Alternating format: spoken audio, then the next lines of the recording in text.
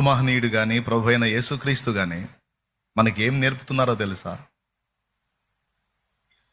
మన పర్సనల్స్ గురించి దిగులు, చింత, విచారం, భయం అనే వాటిని లక్ష్య పెట్టొద్దు, వాటిని పట్టించుకోద్దు, వాటిని కలిగి ఉండొద్దు అన్నాడు. దిగులు, భయం, విచారం, చింత అనే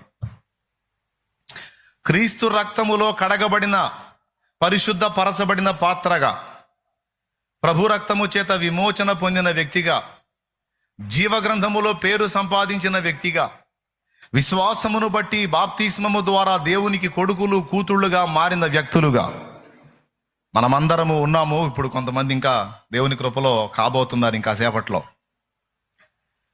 మనం ఒక్కటే చూడాల్సింది, నేను దేవుని కుమారుణ్ణి కుమార్తెను అయ్యానా లేదా? అయ్యానా? ఓకే. ఇప్పుడు నేను ఆయన కొడుకుని కూతుర్ని అయ్యాను గనుక నా విషయం